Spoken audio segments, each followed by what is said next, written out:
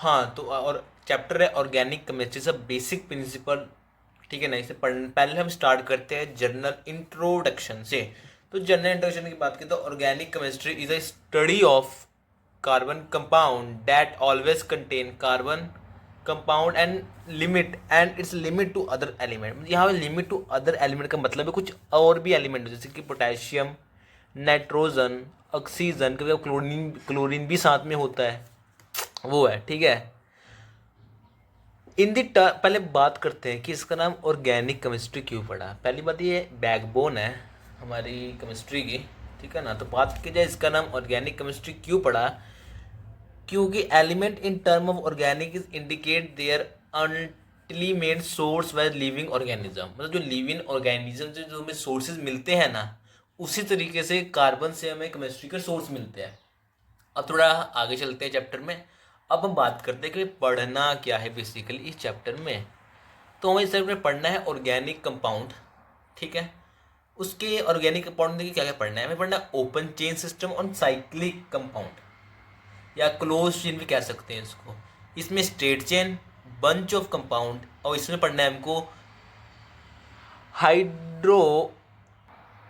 तो मैं इसमें इस सब बात चीज़ों के बारे में पढ़ना है। तो हम स्टार्ट करते हैं कुछ बेसिक न्यूमेरिकल से, बेसिक क्वेश्चंस जो कि एग्जाम में पूछे जाते हैं। तो क्वेश्चन कुछ ऐसा है, calculate the pi bond and sigma bond and also find it hybridization of each carbon. ठीक है। तो ऐसा सवाल कभी भी होना तो पहले हमें उसको ओपन करना है। ठीक है। पहले आप उसको ओपन करके लिख लीजिए अच्छे से।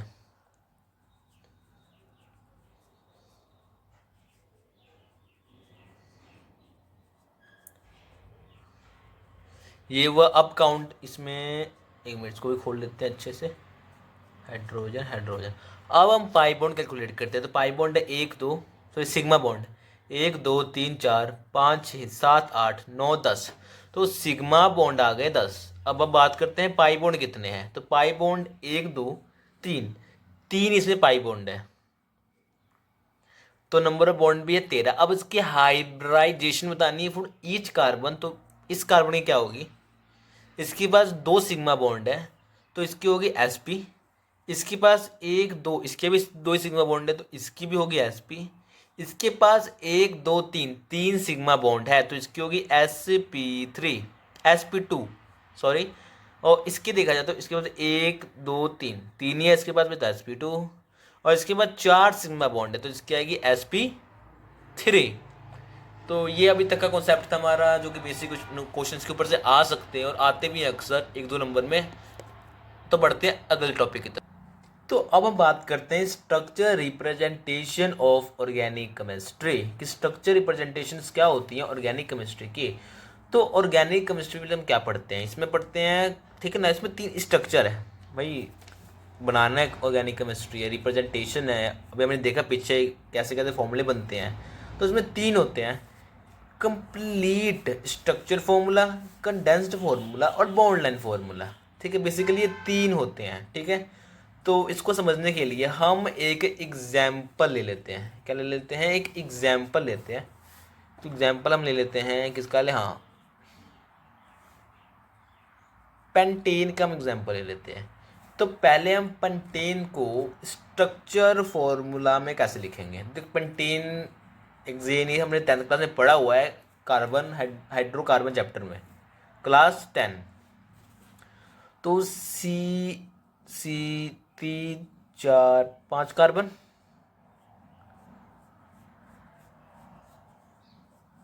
यहाँ पे हो गए हमारे हाइड्रोजन।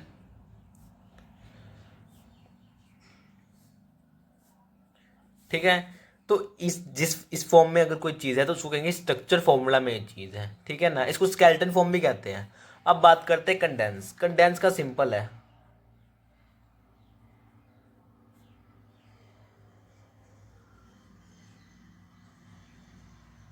देख भाई, एक दो तीन चार पाँच, पाँच ये अपने कार्बन, उसमें सिर्फ अगर मन करे तो अब यहाँ पे भी ऐसे बॉन्ड लगा सकते हैं, अगर बॉन्ड नहीं भी लगाएंगे तो भी सही होगा, ऐसे को लगते हैं कंडेंस फॉर्म में। अब बात करते हैं लास्ट बॉन्ड लाइन फॉर्मूला। बात की जाए बॉन्ड लाइन फॉर्मूला की तो उसको सिंपल होती है, सिर्फ लाइन से रिप्रेजेंट होगी।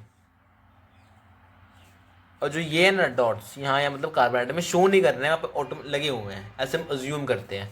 अब इसके ऊपर भी हम थोड़े बहुत क्वेश्चन सॉल्व करते हैं। पहला है 2 ब्रोमो ब्यूटेन। इसको हमें तीन, इसमें देखिए इसमें दिया हुआ है, स्ट्रक्चर में हमें दिया हुआ है, एक कंडेंस भी कह सकते हैं इसको। इसको हमें लिखना है बॉन्ड लाइन में, बताना कि इसमें बॉन्ड लाइन में, ठीक है। अगर बॉन्ड लाइन बनाया जाए तो पहले इसका बना, तो पहले ब्यूटेन बना लो। 1 2 3 4 ब्यूटेन। 2 ब्रोमो, 2 पे लगा हुआ है Br। 2 इधर से भी काउंट कर सकते हैं, 2 इधर से भी काउंट कर सकते हैं, ठीक है। और बाकी सब हाइड्रोजन से लगा हुआ है,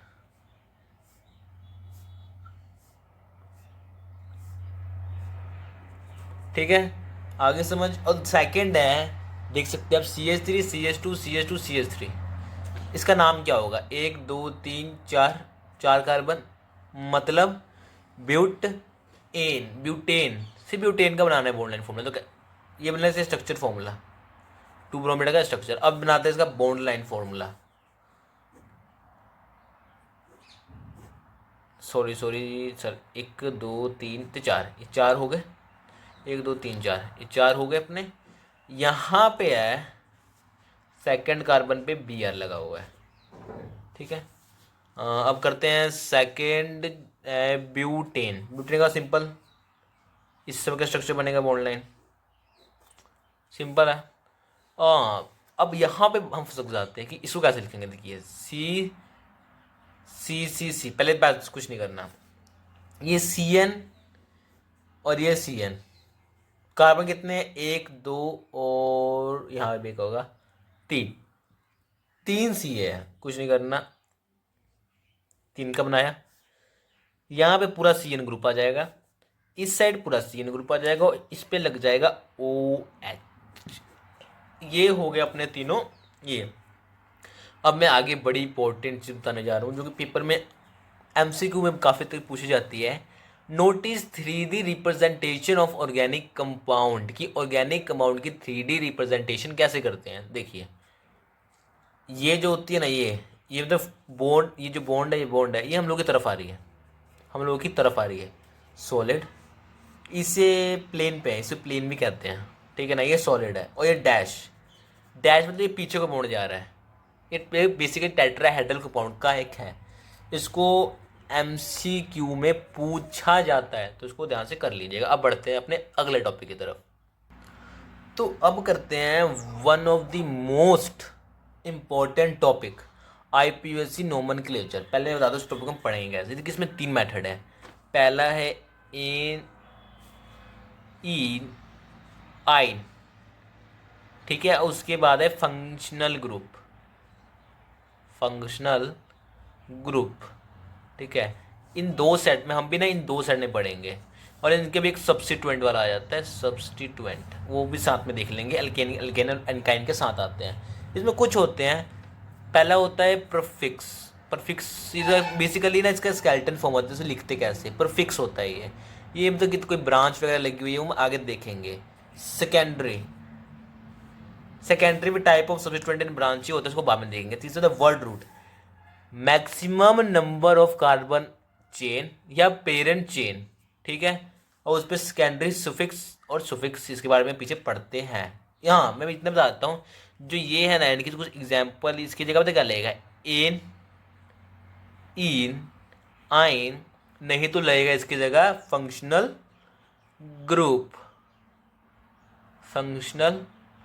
ग्रुप लगेंगे। तीसरा है नंबर ऑफ कार्बन एटम, 1 2 3 4 5 6 7 8 9 से 10 तक कार्बन। अगर सिंगल कार्बन है तो उसे मिथ कहेंगे, अगर डबल कार्बन तो उसको इत कहेंगे। ये तो मेरे ख्याल से आपको पता होगा, मैंने 10th क्लास में ही पढ़ा था। अब एक नोट्स बना लीजिए कि अब देखिए इसमें भी 2 टाइप के कंपाउंड होते हैं। एक होते हैं सैचुरेटेड कंपाउंड, और एक होते हैं अनसैचुरेटेड कंपाउंड। जो सैचुरेटेड कंपाउंड होते हैं उसमें सिर्फ एन ग्रुप आता है, या एल्कीन कह सकते हो। इसमें डबल बॉन्ड और ट्रिपल बॉन्ड वाले आते हैं अनसैचुरेटेड में, ठीक है। इसको ध्यान से समझ लीजिएगा, ये भी MCQ, ये तो 1 मार्क क्वेश्चन बन सकता है। अब हम आगे बढ़ते हैं। Homologous series, member of homologous series different from each other by CH2 unit. मतलब ध्यान से देखिएगा, अब समझने के लिए होमोलोगस सीरीज को हम एग्जांपल देते हैं। CH2Cl, CH3Cl, इन दोनों में अगर हम गैप देखेंगे तो CH2 का हुआ। अगर ज़्यादा डीपली समझना है तो हम एग्जाम्पल ले सकते हैं इथेन का और इथीन का।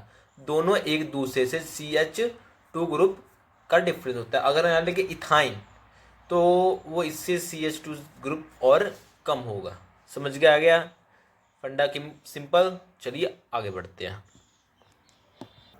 अब हम थोड़ी बात करते हैं रूल क्या होते हैं। देखिए, अगर कंपाउंड का फॉर्मूला बनाना है आईयूपीएसी नेम, तो उसके लिए रूल्स होते हैं आईयूपीएसी के द्वारा जो कि दिए गए हैं। Rule of name compound IUPAC. तो पहले इसको करते हैं स्टार्ट। कोई भी कंपाउंड है, पहले हमें क्या देखना है, select longest contain carbon chain, या उसको पेरेंट चेन भी कहते हैं कि सबसे लंबी कार्बन की चेन सेलेक्ट करनी है। दूसरा क्या है, give the lowest number of the branch और substituent if parent function group should be given preference over substituent. मतलब समझिए ध्यान से। और maximum substituent should be get lowest number. मान लीजिए एक कंपाउंड है, हम मान लेते हैं कंपाउंड है, मान लीजिए CH2, CH3, CHOH, CH3, CH2, CH3 और ये CH3 है। मान लीजिए पहले हमें लेना है लॉन्गेस्ट चेन, ठीक है ना। तो 1 2 3 4 या 1 2 3 4, शायद बात बराबर ही पड़ रही है, तो हम इसको मान लेते हैं एज अ मेन चेन। मान लिया मेन चेन। और इसमें आप देख रही है दो ब्रांचेस लगी हैं, एक OH की लगी हुई है और एक CH3 की लगी हुई है, ठीक है। तो इसके लिए हम पहले क्या करेंगे, जो फंक्शनल ग्रुप है पहले हम उसको प्रेफरेंस देंगे, उसको देंगे लोवेस्ट नंबर का कार्बन, ना कि इसको। ठीक है, आ गया समझ में? अच्छा करो समझ में आ गया होगा। हाँ, अब थर्ड पढ़ते हैं। सब position of substituent functional group if present should be written before its name which separate between 2 and alpha 2 number are separated by comma. मतलब इसको समझने के लिए हम आगे मान लेते हैं, बस एक दो कंपाउंड है, एक कंपाउंड ही है, मान लो यही कंपाउंड है। यहाँ पे भी, यहाँ पे नहीं, काम करते हैं अच्छे से ना, एक खाली पेज पे अच्छा एग्जाम्पल लेते हैं। हाँ, अच्छे एग्जाम्पल लेते हैं। मानिए कंपाउंड है CH3, CH2, CH3, CH2, CH3, carbon, ठीक है, कार्बन CH2, कार्बन CH2, ठीक है ना। ये मान ले लॉन्गेस्ट चेन 1 2 3 4 5 6, या फिर ऐसे जब बात ज़्यादा पड़ेगी 6 की कार्बन की चेन पड़ रही है। ये CH3 है। हुआ क्या, इसके ये केस थोड़ा टिपिकल केस है, ठीक है ना। तो उसको केस को ध्यान से समझिएगा। Substituents give lowest carbon number atom. अब हम इससे स्टार्ट करते हैं, 1 2 3, इधर से भी ये तीसरे पे है, वो इधर से भी ये तीसरे पे है, बट हम इसको तीसरे पे रखेंगे। अब इसको तीसरे पे क्यों रखेंगे, उसका एक रीज़न है, वो आगे रूल में पढ़ेंगे, मैं बता देता हूँ। इसका नाम क्या है, इसे हम कहेंगे इथाइल और इसे हम कहते हैं मिथाइल। अब कुछ के मन में आया होगा कि इसको इथाइल, इसको मिथाइल क्यों कहते हैं। देखिए, अगर यहाँ पे CH3 होता तो ये पूरा इथेन बनता, ठीक है। बट यहाँ पे ये दूसरे कार्बन से कनेक्ट है, उसमें एक H भी कम है, इस करके इसका मिथाइल कहते हैं, उसको मिथेन और इसको इथेन कहते हैं। समझ आ गया होगा, आशा करता हूँ। ठीक है, तो इसको हम तीसरा देते हैं, इसे चौथा देते हैं, फिर इसको दूसरा कार्बन है, पहला कार्बन, पांचवा कार्बन, छठवां कार्बन। इसका नाम किस प्रकार रखेंगे, फिर इसका नाम रखेंगे हम 3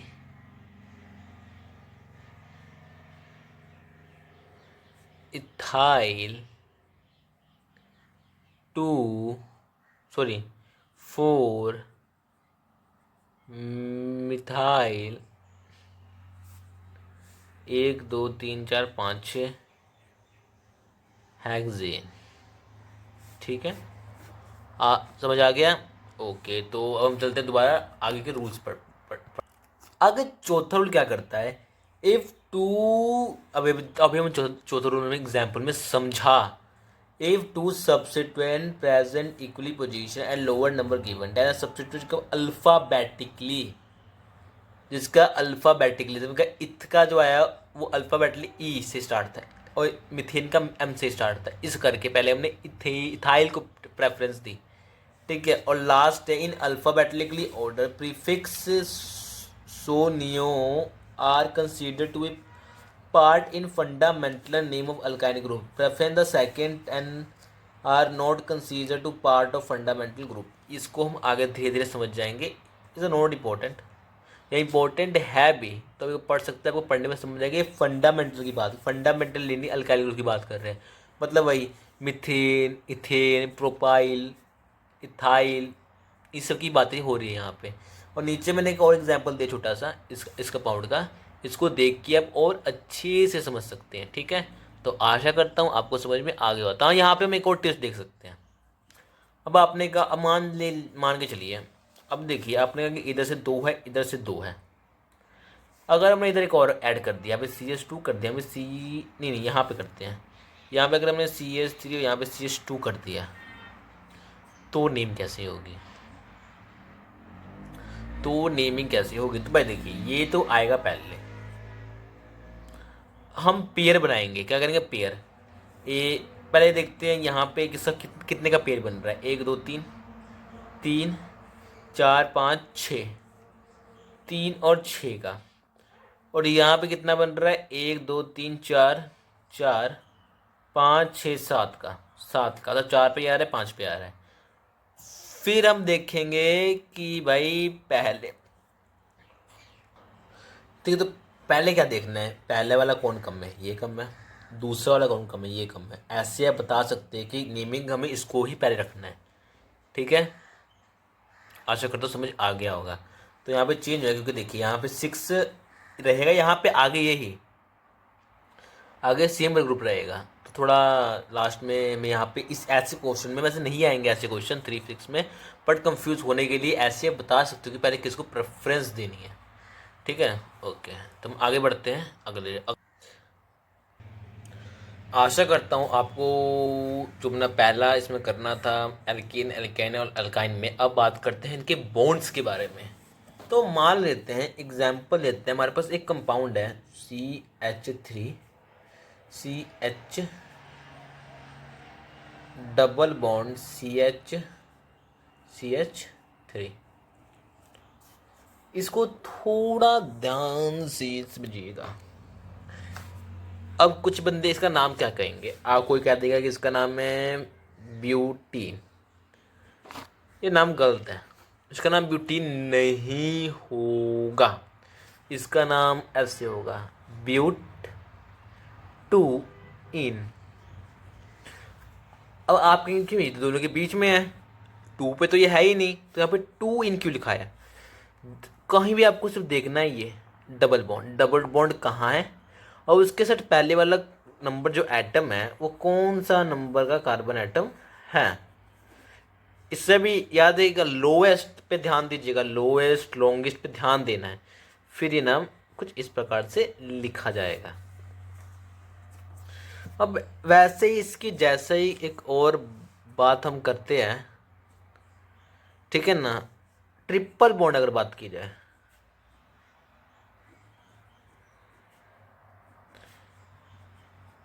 प्रोप आइन, इसको हम प्रोपाइन लिख सकते हैं क्योंकि ये पहले पे है, तो कुछ बातों का ध्यान देना है।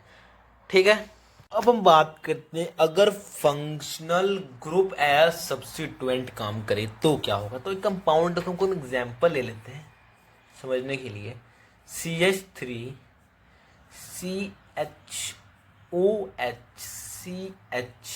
CH2CH3। अब कुछ बंदे, कुछ मैं इनका नाम पूछूं तो कुछ लोग कमेंट कर सकते हैं कि इसका नाम हो सकता है ब्यूटेनॉल, बट इसका नाम ब्यूटेनॉल नहीं होगा। अब क्यों नहीं होगा? इसमें ना हमें ओ एच की जो पोजीशन है वो भी बतानी पड़ेगी कि इसकी पोजीशन सेकंड ग्रुप पे क्यों है, जो कि हमने रूल पढ़ा है। कार्बन 1, कार्बन 2, कार्बन 3, कार्बन 4, ठीक रहेगा। ब्यूटेन टू ओल, ठीक है। आशा करता हूँ समझ में आया होगा। अब इस क्वेश्चन को थोड़ा ट्रिकी करते हैं। अगर मैं यहाँ पे सी एच 2 कर दूं और उसके बाद यहाँ पे मैं लगा दूं सी एच कर दूं, मैं सी एच कर दूं, यहाँ पे लगा दूं double bond O, C H करके डबल बॉन्ड ओ लगा दो तो इसका नाम पूरा चेंज हो जाएगा। यहाँ पे दो दो हैं, तो देखिए आपके एनसीईआरटी में भी एक लाइन लिखी हुई है कि कौन सा फंक्शन ग्रुप कितना ज़्यादा किसको कितनी देर प्रेफरेंस देनी है। अगर इन दोनों में बात की जाए तो मैं प्रेफरेंस ज़्यादा देनी है इस वाले ग्रुप को। ये कौन सा ग्रुप है? ये है एल्डिहाइड ग्रुप, ठीक है। तो इसका नाम क्या बनेगा? इसका नाम बन जाएगा हाइड्रोक्सिल ब्यूट 2 hydroxylic two two two two, यहाँ पे 2 आएगा, 2 यहाँ पे नहीं आएगा, यहाँ पे 1 2 3, यहाँ पे 3 आएगा क्योंकि इसको ज़्यादा प्रेफरेंस हम दे रहे हैं। ब्यूट एन ओल एल ब्यूटेनल, समझ गए? मेरी बात ध्यान सुनिए, आपके एनसीईआरटी बुक में एक टेबल दिया हुआ है कि सब्स्टिट्यूएंट के नाम कैसे कैसे चेंज होते हैं, और उसके नीचे ही एक लाइन लिखी हुई है कि इसको ज़्यादा प्रेफरेंस देनी है। आप वो जरूर पढ़ लें, क्योंकि अगर मैं अभी वो पढ़ाने बैठ गया तो भाई बहुत टाइम लग जाएगा, है ना। और मेरे पास टाइम थोड़ा कम है, तो उसको डीपली पढ़ेंगे, खुद से पढ़ेंगे तो आपको ज़्यादा अच्छे से समझ आएगा कि सेल्फ स्टडी इज़ बेस्ट।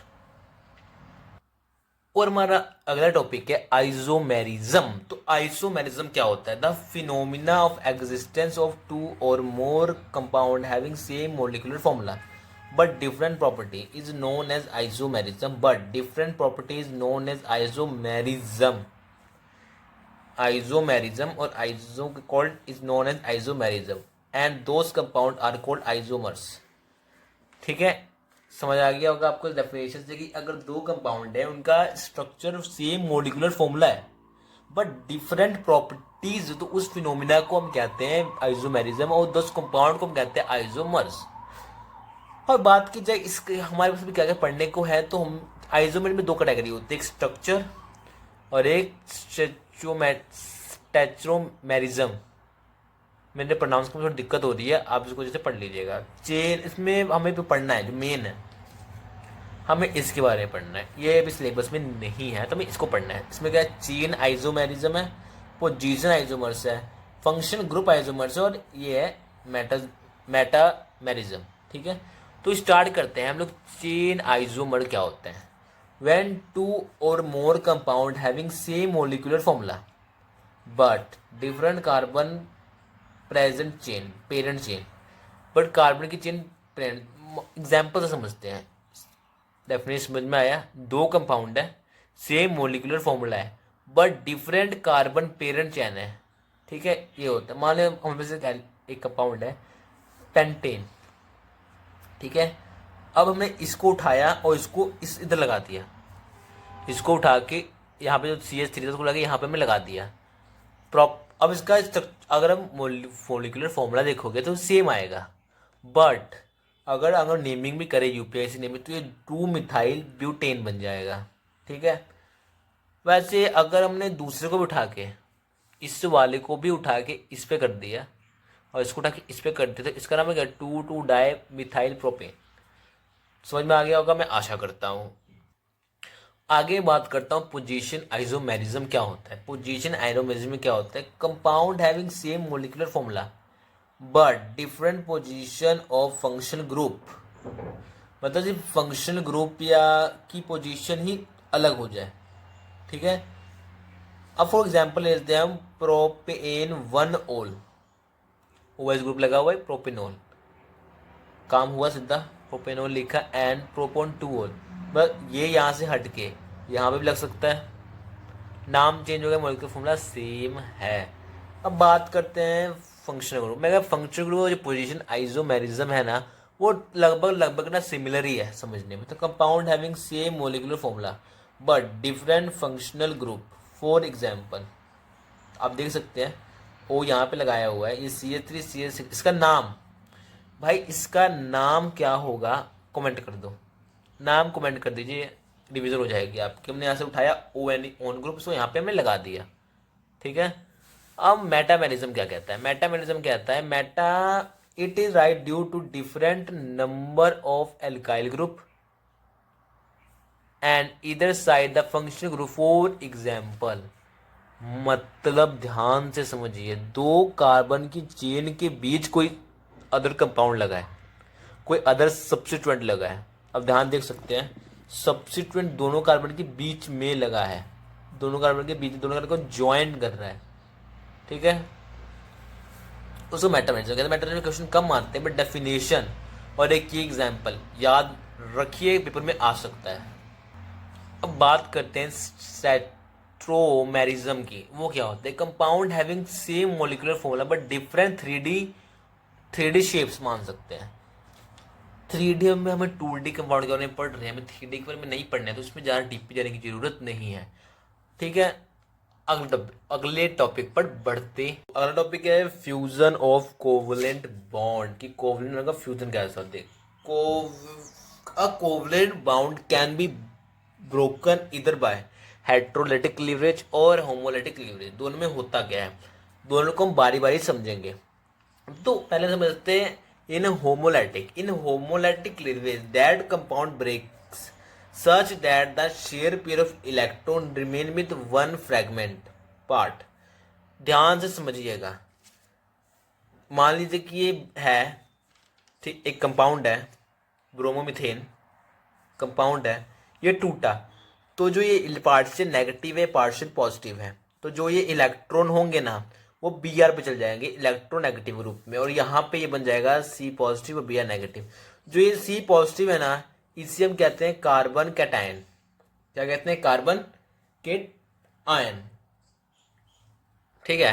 अब carbon species having positive charge, carbon cation के पॉजिटिव चार्ज होते हैं on the carbon with 6 electron, CH3 methyl carbocation. और इसको क्या कह सकते हैं? इसको हम कहते हैं मिथाइल कार्बोकैटायन, ठीक है, मिथाइल कार्बोकैटायन से हम कहेंगे।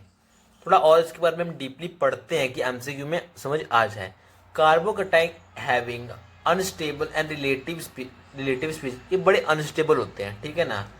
Alkyl group attach directly to positive charge, carbon stable the carbon anion due to inductive effect and hyper conjugative effect.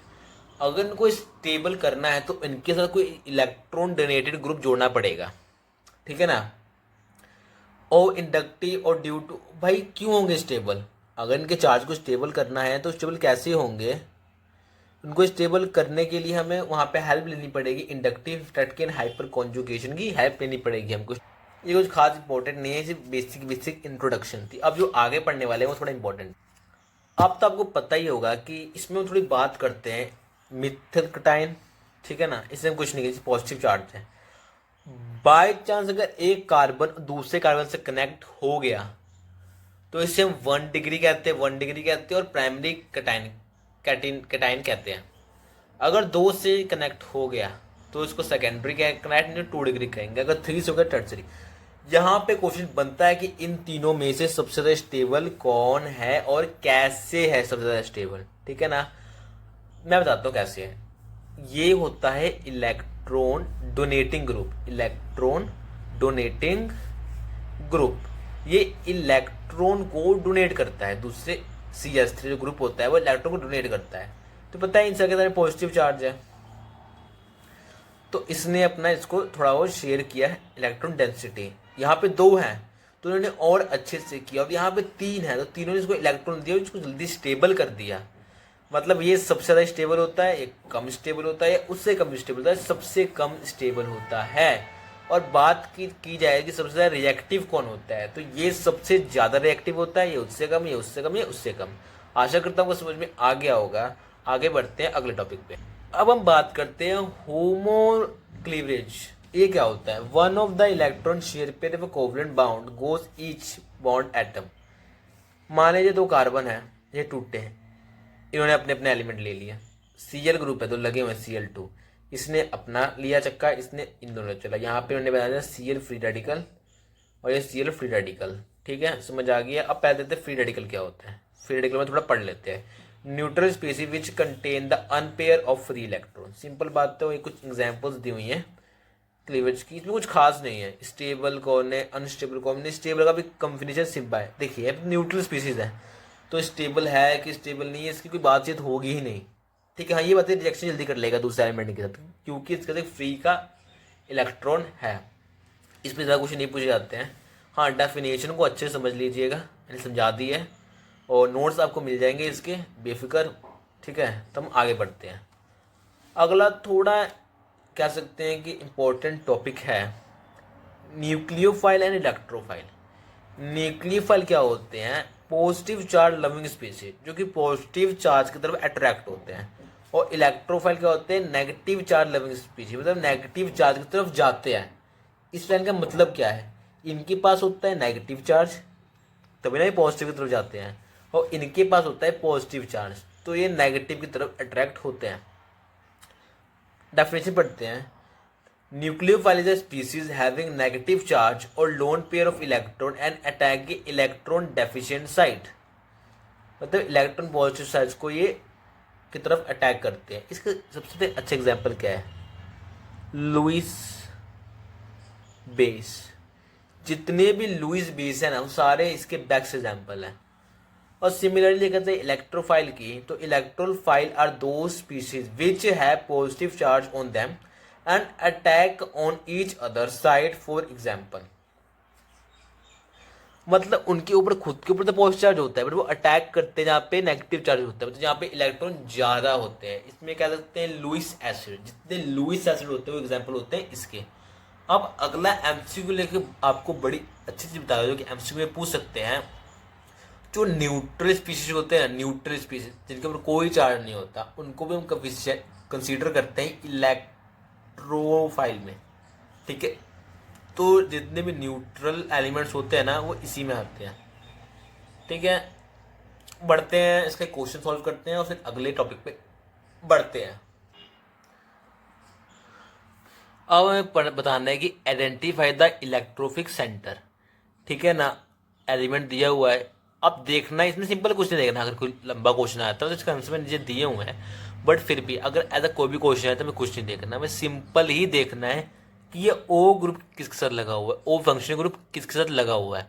अगर ओ इसके साथ लगा हुआ है मतलब इलेक्ट्रोफाइल क्या होता है? Positive charge. ऑक्सीजन क्या होता है? Negative partition. नेगेटिव क्या होता है? तो ये अपनी तरफ इलेक्ट्रॉन खींचेगा इसके पॉजिटिव का साइन आ जाएगा। सिमिलरली 2-4 एग्जाम्पल और है, आप उनकी प्रैक्टिस करिएगा। और जो मेरा अगला टॉपिक है electron displacement effect in a covalent bound, इसके थोड़ा बड़ा टॉपिक है तो इसके लिए मैं सेपरेट वीडियो बनाऊंगा। हर topic inductive effect, hyperconjugation, resonance, इन सब के ऊपर अलग अलग वीडियो आएगी जिससे कि बाद में हम लोग को आसानी हो जाए पढ़ने में। ठीक है, तो अभी तक इस लेक्चर में इतना ही, बाकी की वीडियो धीरे धीरे एज अ वन शॉट या फिर लॉन्ग वीडियो ही आ जाएगी। धन्यवाद।